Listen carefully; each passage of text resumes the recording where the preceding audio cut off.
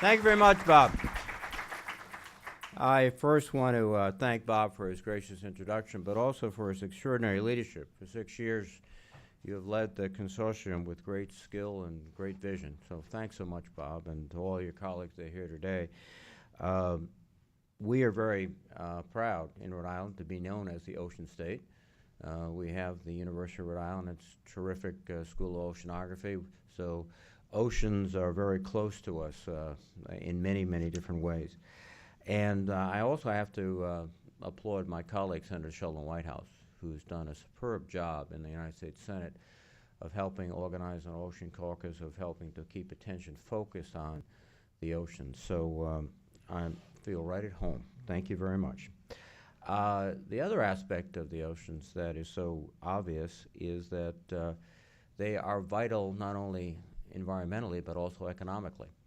And particularly when you talk about the development of metropolitan regions in Rhode Island and many other parts of the world, they were driven by the simple fact that that was the port. You know, Newport became the center of our state back in the 1700s because it was a natural port and it drove business, economy, development, political development, everything else. Providence also came online as a port. So ports are economic engines as well as environmentally sensitive areas, and we have to recognize that. In fact, in terms of the economy, NOAA's National Ocean Service estimates that 1 out of 6 jobs are related to the marine industries, fishing, boating, tourism, recreation. In Rhode Island, that's probably much more than 1 out of 6.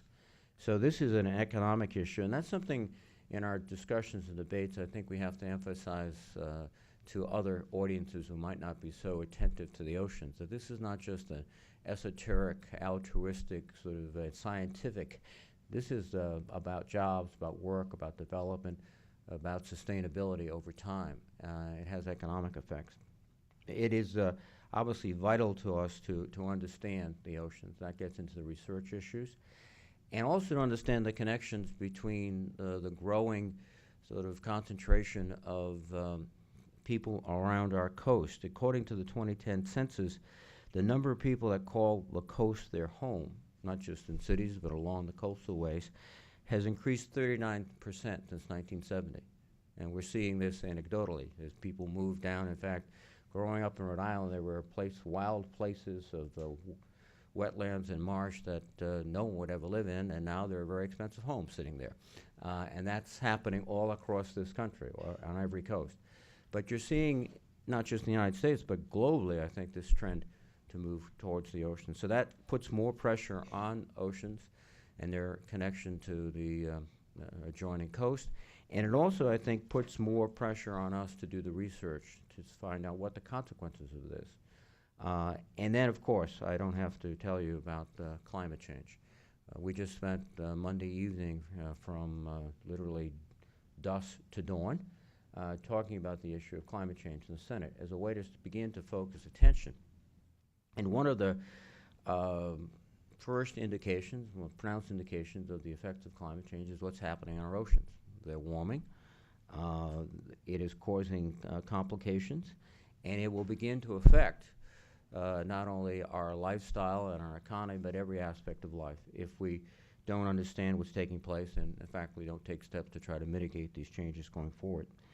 Our state's Climate Change Commission reported that the sea level rise that we're beginning to already notice will, in their words, reduce interstate access, affect economic viability, and potentially limit exports and imports. But I've seen dramatic sort of evidence. We have a Coastal Resource Management Council, which is very forward-thinking, and they've brought in slides that if we see another storm like Sandy come up our coast and hit us head-on, like the proverbial 38 hurricane, that we will have flooding all the way up into our airport and into places that most people consider to be, Rhode Island's a small place, but far, far away from the ocean. Like it's in the center of the state. How could water get there? It will. So we have to really deal with that. And I think part of this is developing a better infrastructure for our ports, recognizing that we have to both protect them and make them more compatible with this environmental phenomenon that's going on. And we also have to, I think, understand that they are great engines of commerce and help develop them. We've worked very closely over the last 20 years of my service in Congress to make the Port of Providence a more effective transit point for trade. We've done the same thing at Quonset Point, which is an old Navy base that was basically closed in 1973, but is now a port. In fact, it's one of the larger import ports for cars and automobiles coming in. And we try to do it consistent with good environmental quality, but understand that, again, that these ports and these areas adjacent to the oceans are great engines for economic activity. But they're subject to huge environmental pressures at the moment, and we have to be sensitive to that. On the research endeavors, as Bob suggested, we're just not, as a nation, investing enough in research, just bluntly. And it's not just oceans. It's health, it's new technology, it's everything. We have seen disturbing charts of our decline in research dollars in the context of, deficit reduction, a very slow economy, also a philosophical sense that, government really shouldn't be doing much of anything, et cetera. And in sharp contrast, very sharp contrast, we see other countries, particularly China, their research R&D money going up and up and up and up. And you who are in the research community know that. You know that, 20 years ago you had scholars coming from other countries who would just, the only place they could go was to an American research enterprise. Now, they're getting back home as fast as they can because that's where the laboratory is, that's where the resources are. We have to reverse that trend. And it's particularly true when it comes to oceanography. We're fortunate in Rhode Island, again, to have some incredible assets. In fact, Dr. Becker of the University of Rhode Island will be on the panel, and Dr. Becker will represent all of the expertise of our great University of Rhode Island School of Oceanography. We have our research vessels, the Okeanos, and also we have the Endeavor, but we're not putting enough money into getting those vessels to sea. And consequently, they're not doing, at a time we need more research, they're not doing the intensive research they were doing even 10 or certainly 20 years ago. We have to do more of that. We also have, and this is at the inspiration of Bob Ballard, who is a great scientist and, I might add, a great entrepreneur. But Bob created the Inner Space Center at the University of Rhode Island School of Oceanography, which connects in real time these research vessels, both the Okeanos and his ship, the Nautilus. And it is a great not only research device, but it's a great learning device because they will bring students in there to let them sort of participate in real time and almost reality of the ongoing research. And part of our mission, too, your mission, is not only to spread the warning of the moment, but to educate another generation of environmental stewards who are conscious of the ocean. And all of this is vitally important.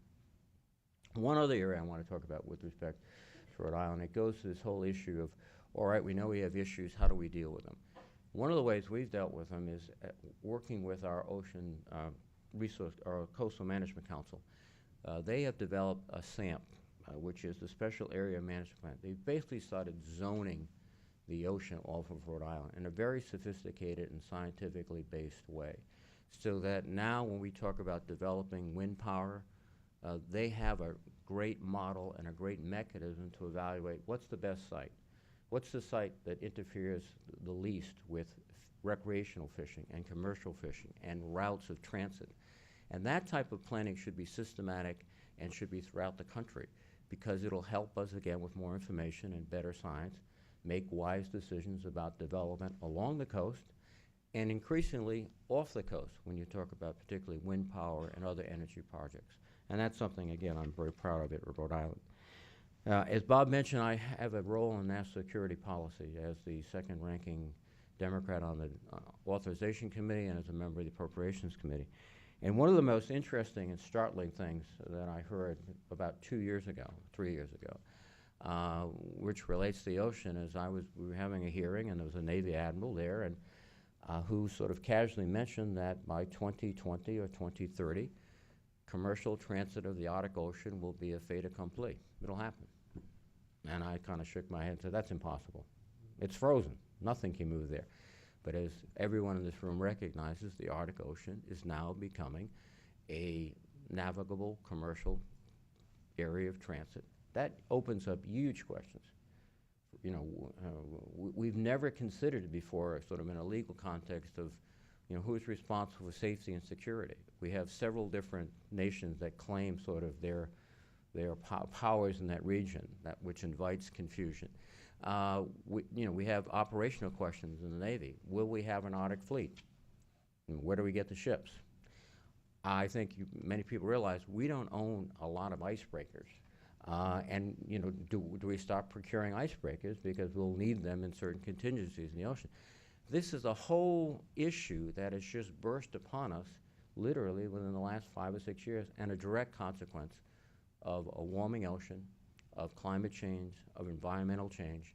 It will have significant impacts on the Navy's budget. I'm old enough, I'm looking around the room, not alone, to remember the only thing that could transfer the pole was a nuclear submarine, and we had the best, so we didn't have to worry about that. Now, we have a situation where you've got other nations who will be transiting the Arctic Ocean, and also it raises issues, for example, response to pollution, response to an emergency. Who's going to be responsible for getting a ship that's stuck out, et cetera? So as we go forward, all of these questions will become more and more center to our considerations, and budget considerations and otherwise. But one thing, and again, to echo what Bob suggested too, is the scientific activity, to knowing now, you know, we have a glimpse of what might be happening, but better knowledge about the oceans, what's happening, when it will happen, what are the consequences, relating them to the economy of today and the economy of tomorrow are vitally important for decision makers here in Washington. Without that information, without your collaboration, your contribution, one, we won't be aware of the problems. Two, we won't be able to react in time, if there is time, and I hope there is, and we won't be able to react in the best way, the most sensible way for all parties concerned. So with that, let me thank you for your gracious invitation, for your great work, and for your kindness. And I must depart because we have 6 votes that are waiting over on the other side. So thank you very much, Bob. Thank you all.